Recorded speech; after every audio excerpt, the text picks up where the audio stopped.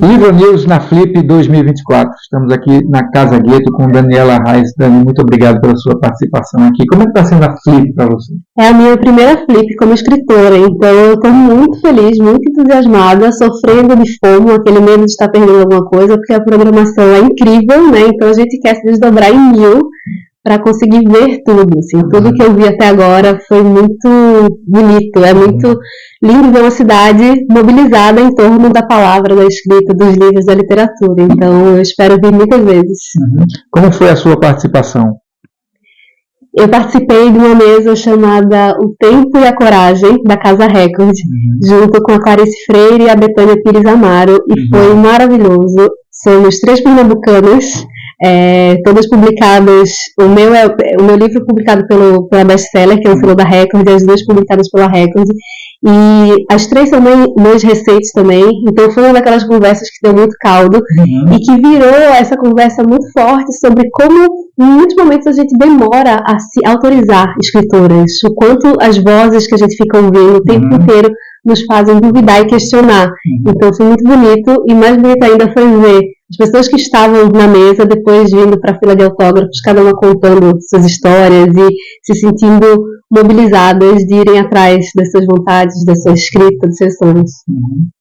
E como é que você enxerga um evento como esse? A Flip já está com 22 edições, né? E fazendo crias por aí pelo país. Como é que você vê o modelo da Flip de evento literário? Eu acho que é um convite muito importante e muito mobilizador, porque a gente tem um país gigante, mas a gente não tem um país gigante de leitores. Então, existir uma festa literária que mobiliza essa cidade, que traz gente de todo lugar e de toda a cadeia, é muito importante, porque a gente precisa disseminar a literatura, a gente precisa disseminar os livros. E eu acho que foi muito acertada essa curadoria. No palco principal eu vi a mesa do Felipe Neto com a Patrícia Campos Melo, mediação da Fabiana Moraes, que é outra pernambucana maravilhosa. E foi até um pouco questionado, né? Nossa, mas vai trazer o Felipe Neto? Por que não trazer o Felipe Neto? Felipe Neto é um cara que estava na extrema-direita, veio para a esquerda e estava com um discurso ali convidando as pessoas, não só para se letrarem politicamente, mas eu adorei uma fala dele, que ele falou assim: a gente não precisa incentivar o hábito da leitura, a gente tem que resgatar o prazer pela leitura, é assim que a gente vai conquistar mais gente. Então eu acho que isso mostra que essa conversa ela pode ser feita em muitas camadas, para muitos públicos, e eu acho sensacional que a Flip inspira feiras e festas ao redor do Brasil. Assim, eu acho que quanto mais a gente está reunido em torno da palavra e dos livros, a gente consegue fazer avanços, não só pessoais, mas sociais também. Então, eu fico muito feliz de ver isso. E você está com lançamento pela Bestseller. Fala um pouquinho do livro. É esse livro aqui, para todas as mulheres que não têm coragem. E ele é um livro de não-ficção, ele é uma investigação sobre o fenômeno da impostura. Por muito tempo, meu desejo era escrever um livro e eu ficava pensando assim: não, mas eu escrevo na internet, então eu não sou escritora. Eu uso as redes sociais, então é como se fosse menor colocar o meu texto ali. E eu recebi um convite um dia, a Raíssa Lettieri, que está aqui, ela falou assim: Dani, você não quer escrever um livro? Aí, sabe quando você pensa assim: meu Deus, alguém ouviu as vozes da minha cabeça? Tipo, é óbvio, é o meu sim com mais certeza. E eu comecei esse processo, que levou uns 2 anos, e durante esse processo eu pensava: mas o que eu tenho a dizer? Alguém vai se interessar? Será que isso é sessão de terapia? Ou será que isso é válido? E quando eu me dei conta de que esses meus questionamentos, eles tinham um nome, fenômeno da impostora, síndrome da impostora, eu pensei: caramba, eu estou escrevendo, e tem muito da minha vida aqui. Mas eu não estou escrevendo só sobre a minha vida, eu estou escrevendo sobre o que é ser mulher e se deparar o tempo inteiro com esses questionamentos, com essas dúvidas, com esse preparo que a gente precisa fazer mais um curso, mais um mestrado, mais um MBA para dizer assim: eu posso. Então, ele é essa investigação de como a gente pode ter mais coragem, como é que a gente pode parar de se sabotar. E ele é um convite para que quem for fazer essa leitura também olhe para si e faça exercícios que tenham a ver com tudo isso que eu vou falando. Então, o livro, em vários textos, ele vem com a frase. Essa aqui, por exemplo, tem um capítulo que eu falo muito do impacto das redes sociais na nossa autopercepção, na nossa autoestima. E aí o texto é intitulado Quem tem coragem de ir contra a multidão. Aí o exercício é assim: o que você postaria se não pensasse só no que todo mundo quer ver? E assim, a gente muitas vezes trata a rede social como algo menor, algo pequeno. A internet mudou minha vida, mudou meu trabalho. Eu sou muito entusiasmada pelos encontros e pelas conexões que a gente pode fazer a partir disso. Então, ele vai servindo dessa bússola, assim, pra gente ir olhando para dentro e exercitando esse músculo da coragem pra gente conseguir fazer tudo que a gente quiser fazer. Qual é a diferença da escrita para as redes sociais, para a internet e da escrita do livro? Eu acho que no cerne de tudo está esse desejo muito forte da gente escrever, da gente se colocar no mundo. Então, até tem um ou outro texto que veio do que eu já tinha escrito nas redes sociais. Eu acho que a diferença é que o livro, ele traz, além da materialidade, ele traz esse recorte do tempo. Então, em muitos momentos eu falava assim, caramba, eu comecei a escrever ele, eu era uma pessoa, eu passei por várias coisas, prestes a lançar eu já era outra. Então, como é que você dá conta dessa mescla de pessoas que você já foi para ele estar no livro? Ao mesmo tempo, eu fui também tirando essa ideia de que o livro, ele é esse objeto. Eu acho que a gente coloca o livro num pedestal, e isso é maravilhoso por um lado, mas isso nos impede também de olhar para esse objeto com mais alegria, mais prazer, mais amor.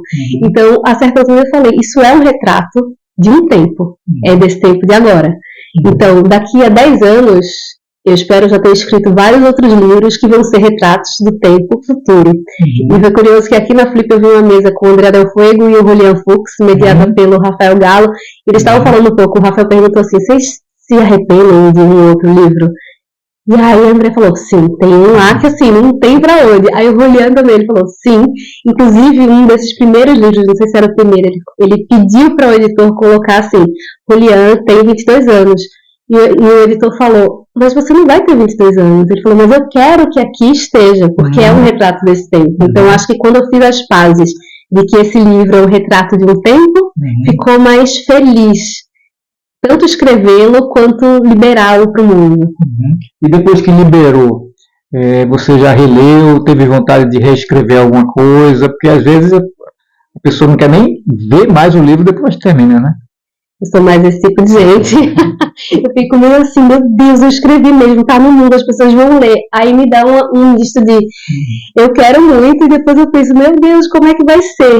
Ao mesmo tempo, é muito legal, inclusive, essa relação com rede social, porque eu já comecei a receber respostas. As pessoas começaram a ler, e começaram a se identificar, e começaram a se comover. Agora mesmo que eu estive na Flip, né, e autografei livros, aí veio uma pessoa me contar que ela já me lia nas redes sociais e me contou uma história, daqui a pouco a gente estava se abraçando e chorando. Então, é muito lindo. E eu li em voz alta um trecho também nessa mesa, então foi a primeira vez. Eu estou naquela fase agora, assim, olhando para ele e esperando, assim, qual vai ser a história que esse livro vai ter também. Qual é o fio condutor da resposta dos leitores? O que é que você acha? O fio condutor das respostas é esse chamado a coragem. Desde, assim, eu pintei meu cabelo, eu sempre quis pintar meu cabelo de platinado, eu pintei depois que eu escrevi, vou repetir, né, tem edição. Eu acho que o fio condutor é esse chamado a coragem. Essa coragem pode se manifestar em coisas pequenas e coisas grandiosas. Uma pessoa lê o livro e fala assim, nossa, terminei de ler, eu sempre quis estar com o cabelo platinado, eu pintei meu cabelo. E assim, às vezes não é só pintar o cabelo, é assim, você se apresentar para o mundo e tudo mais.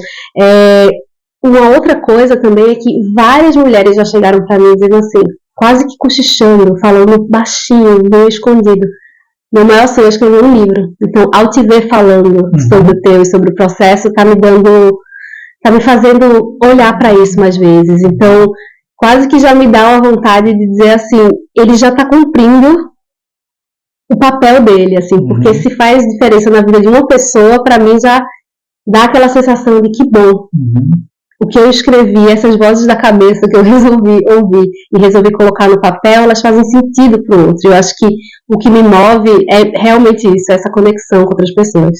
Você está enxergando também um crescimento no mercado editorial brasileiro de mulheres escritoras e também na edição e na direção das empresas editoriais? Sim, eu acho que a gente está num momento muito forte, muito bonito. Tem muitas mulheres publicando, muitas mulheres sendo lidas, muitas mulheres sendo finalistas de prêmios, espero que ganhando prêmios também. Então, eu acho que por muito tempo a gente ficou contida, a gente ficou sem espaço. Esse espaço está sempre em disputa. O mundo é patriarcal, branco, hétero, cis.